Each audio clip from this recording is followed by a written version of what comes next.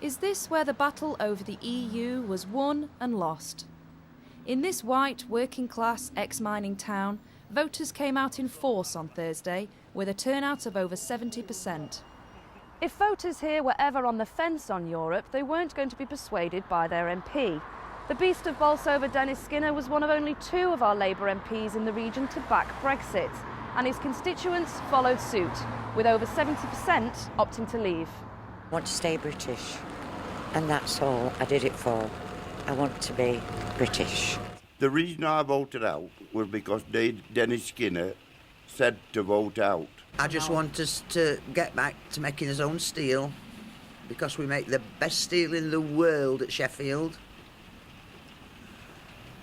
And less immigrants. For the migrants living here, it's a worrying time. The economic instability the decision has created is a cause for concern for Polish couple Joanna and Tomas. We've been living here for about 6 years or more now.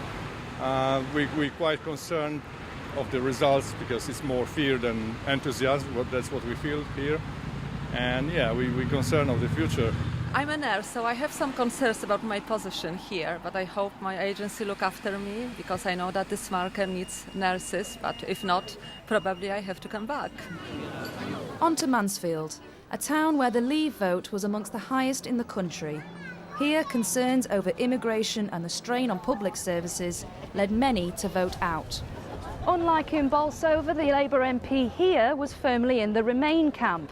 Sir Alan Meal wrote a desperate letter to his Mansfield constituents, pleading for them to stay in, saying that Europe shouldn't be scapegoated for the problems the town faces. We've been given this power so they don't have to do it. So whatever choice has been made, basically, they can say, oh, it was your decision, so if it all goes wrong, it's our fault. It got to the day of the poll and I'd spent ages talking about it with my son and all my friends, and the morning of the poll I woke up and I thought, this is what I've got to do. So you voted for Leave in the end? I did, which goes against everything that I thought I believed in. But when it came down to it, I thought, there's not enough reason to stay. Killed a little town like this. It used to be booming, plenty of jobs, and I reckon just things with Europe just killed it. And then I voted out for my niece and nephew. And for my stepdaughter, basically, that they can have a better future than what we've had. Montenegro, Turkey and other countries will be coming. If they join the EU, we'll be getting people from over to this country.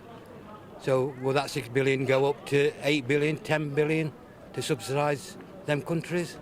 So whilst our MPs were divided on the issue, there's a consensus in many of our East Midlands towns that politicians haven't listened to people's worries over housing and jobs, and any positive messages about Europe have been lost in translation.